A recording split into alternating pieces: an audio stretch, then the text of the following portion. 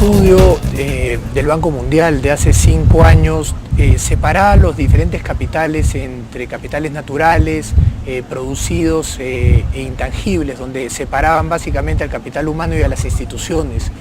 Y si bien la brecha de infraestructura peruana con Chile, para tomar un ejemplo, es muy grande, era cercana en esa época a los 50.000 millones de dólares, la brecha de capital humano e instituciones era cercana a los 700.000 millones de dólares. Lo malo es que para hacer las reformas institucionales uno creería que se requieren de consensos políticos. ¿Crees que el Perú ha madurado en ese sentido? ¿Crees que estamos preparados para hacer esas reformas? Creo que ha habido una serie de reformas que indudablemente tienen una serie de desafíos. El tema institucional, comprendiendo como las reglas de juego, las reglas de funcionamiento, incentivos formales e informales para llegar a implementar una serie de políticas, creo que han sufrido una serie de transformaciones en la última década. Uno de los temas más importantes que atraviesa todo el tema institucional es el rediseño de los diferentes niveles de gobierno. El Perú ha vivido un proceso bastante acelerado de descentralización, en donde se han transferido una serie de competencias, una serie de recursos inclusive, pero tal vez no las capacidades para llevar adelante esa gestión pública. ¿Tú crees que fue acelerado el proceso? ¿Crees que fue muy prematuro? Bueno, yo creo que Perú era uno de los países que más tarde se involucró en temas de descentralización. Hasta hace 10 años era probablemente uno de los países, junto con Chile, uno de los más centralizados, mientras que Colombia veíamos que tenían 4 o 5 ejes nacionales, Ecuador 2, Brasil múltiples. Perú seguía siendo basado bastante centralizado en Lima. Entonces se dio este proceso de descentralización a inicios de los años 2000, 2002, 2003, pero yo creo que es un proceso que ahora es indetenible, ¿no? Creo que toda esa dinámica que estamos viendo en las regiones y toda esa cantidad de recursos que ahora están a manos de los gobiernos regionales y de los municipales es algo que no puede detenerse. Entonces yo creo que el gran desafío es cómo crear y fortalecer esas capacidades para que esos recursos y esas competencias realmente lleguen a la población, que es la razón de ser de todo proceso de descentralización. Sin duda, y una de las grandes reformas que esperan la gran mayoría de los peruanos es una reforma del Estado que transfiera, como bien dices tú, no solo responsabilidades, sino también competencias y capacidades, ¿no? En ese sentido, organismos como el BID, ¿en qué forma o de qué manera, en qué grado pueden apoyar al gobierno peruano? Y aprovecharía para preguntarte si el gobierno peruano está recibiendo o no ese apoyo. Sí, definitivamente. Yo creo que el gobierno peruano y el BID han mantenido un diálogo muy profundo desde inclusive antes de posesionarse. El BID como entidad multilateral trabaja con los países, ¿no? Con los gobiernos, entonces podemos mantener una visión de mediano plazo, una continuidad en los principales programas, pero obviamente con las prioridades, y aquí fue central, una de las prioridades fue cerrar o contribuir a cerrar las brechas económicas y sociales, es decir, apoyar el lema de sostener el crecimiento pero con inclusión social. Y hemos tenido un diálogo y un trabajo bastante intenso. Concretamente referido al tema de trabajar con los subnacionales, aprobamos una operación hace muy poco de apoyo a la inversión territorial para fortalecer a los gobiernos subnacionales.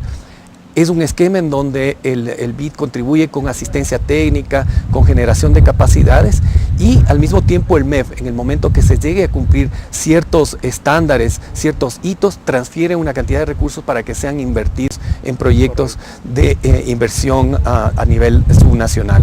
Estamos trabajando de la mano con el MEF, con los 6 gobiernos regionales con mayor incidencia a la pobreza, ¿no? Primero los 3 de la Sierra, Apurímac, Ayacucho, Huancavelica. Después estamos con Huánuco y Puno, por todos los temas que tienen que ver, inclusive en Huánuco con el tema del BRA, y con Amazonas. Estamos trabajando, hemos firmado una serie de convenios de tal manera de ayudar a los gobiernos regionales a crear esas capacidades, de tal manera de tener buenos proyectos de inversión que lleguen a la población necesitada.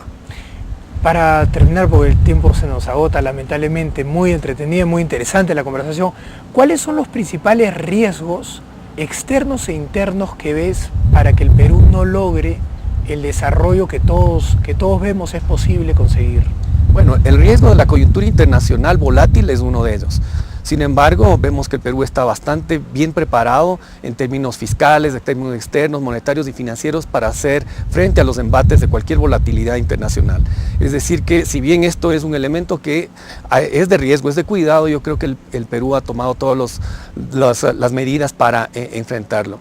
Un segundo riesgo importante es la exacerbación de estas brechas económicas y sociales que podían generar problemas, si quieres, de conflictividad social, que podrían retardar algunos de los proyectos de inversión más importantes.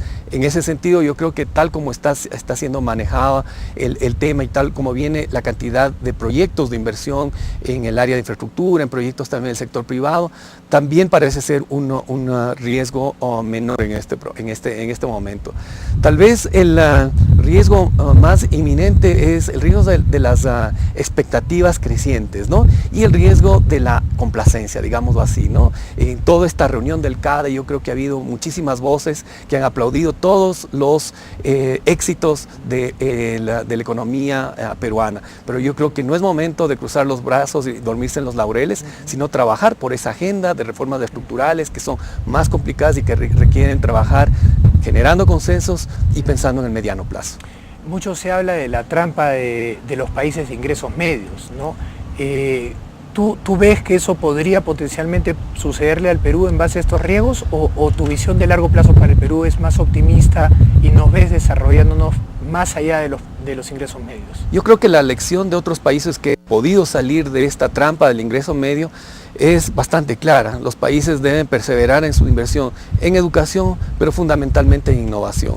Y yo creo que en esto último, invertir en innovación no solamente es una responsabilidad del Estado, es responsabilidad también del sector privado y también de la sociedad civil y del sector académico. Hemos venido apoyando, por ejemplo, programas como el FinCit, ¿no? Hemos firmado este año, es un fondo concursable de ciencia y tecnología.